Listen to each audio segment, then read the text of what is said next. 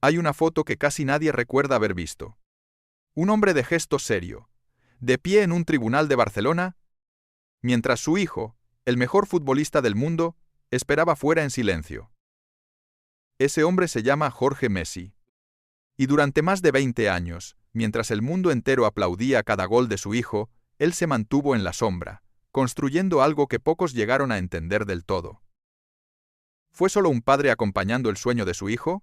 ¿O fue, como algunos sostienen, el arquitecto silencioso de un imperio que habría tenido un coste mucho más alto del que el público imagina? Hoy, en pleno Mundial 2026, mientras Lionel Messi vuelve a ser noticia por su talento, su padre también ha vuelto a estarlo. Pero no por una buena razón. Esta es la historia contada a través de versiones, testimonios y especulaciones que circularon durante años de un hombre que, dicen, eligió a un hijo y dejó atrás a una familia entera. Rosario, finales de los años 90. Una familia de clase trabajadora, los Messi, vive en un barrio humilde. Jorge trabaja en una fábrica de acero. Celia, su esposa, en un taller de bobinas. Tienen 4 hijos: Rodrigo, Matías, Lionel y María Sol. Nadie podía imaginar, en ese momento, que el más pequeño de los varones acabaría siendo el jugador más grande de la historia del fútbol. Pero tampoco podían imaginar lo que ese destino terminaría costándole a la familia entera. Porque cuando el talento de Lionel empezó a llamar la atención de Europa, según se cuenta, la familia tuvo que tomar una decisión que la marcaría para siempre. ¿Qué fue lo que realmente pasó cuando los Messi cruzaron el océano? Algunos dicen que fue el sacrificio más grande que una familia puede hacer. Otros sostienen que fue ahí donde empezó una herida que nunca cicatrizó del todo.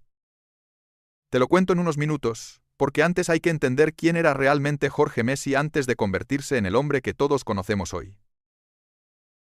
En el año 2000, el Barcelona se fija en Lionel. La familia entera viaja a España, con la ilusión de empezar una nueva vida. Pero lo que se suponía iba a ser un sueño cumplido, según distintas versiones, se convirtió rápidamente en una pesadilla silenciosa. Se dice que los hermanos mayores, Rodrigo y Matías, nunca llegaron a adaptarse del todo a la vida en Barcelona.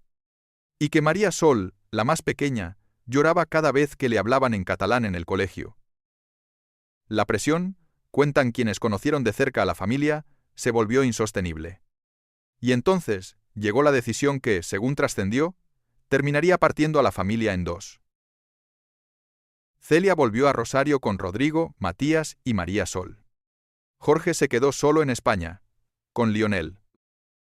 ¿Fue una decisión tomada con dolor, pensada para proteger a todos por igual? ¿O fue, como algunos especulan, el primer indicio de que para Jorge, a partir de ese momento, solo había un hijo que realmente importaba? Pero esto acaba de empezar, porque lo que se dice que pasó después, con el manejo del dinero y de la carrera de Lionel, es todavía más fuerte. Y antes de seguir, si este tipo de historias te interesan, te invito a unirte a la comunidad de El Telón Roto. Activa la campana, porque cada semana destapamos una historia que el mundo del espectáculo y del poder preferiría dejar enterrada. Con el paso de los años, mientras Lionel se convertía en una marca mundial, Jorge dejó de ser simplemente un padre acompañando a su hijo. Se transformó, según cuentan distintas fuentes del entorno futbolístico, en el verdadero arquitecto de todo lo que rodeaba al jugador. Una persona que, se dice, conoció de cerca la dinámica familiar, lo describió en una ocasión de una manera que quedó grabada. Messi es una pyme familiar muy bien gestionada. Otra fuente, en cambio, habría asegurado que eso es quedarse corto. ¿Una empresa familiar? No. Es una multinacional. ¿Cómo logró un trabajador de fábrica, sin formación empresarial, construir semejante estructura de poder alrededor de su hijo? Algunos sostienen que fue puro instinto. Otros insinúan que detrás de ese instinto había algo mucho más calculado. Contratos millonarios con marcas como Adidas, Pepsi, Huawei. Negocios de hostelería. Una fundación. Una línea de ropa con el nombre de Lionel. Todo, se dice, pasando primero por las manos de Jorge. Pero hubo un episodio que, según trascendió en su momento, puso en jaque toda esa estructura de poder construida en silencio.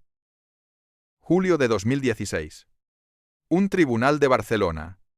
Se habla de una causa por presunto fraude fiscal, vinculada a los derechos de imagen de Lionel, que según las versiones de la época habría implicado el uso de sociedades en paraísos fiscales. La cifra que circuló en aquel momento, más de 4 millones de euros. Se especuló con condenas de prisión, aunque finalmente, según se informó, ninguno de los dos llegó a pisar una celda. Lo que más llamó la atención, cuentan quienes siguieron de cerca el proceso, no fue tanto la causa en sí, sino la actitud de Jorge durante el juicio. Se dice que dejó claro, ante el tribunal, que ese tipo de temas se delegaban en uno de los especialistas de la estructura, y que asumió, según trascendió, la responsabilidad por el error.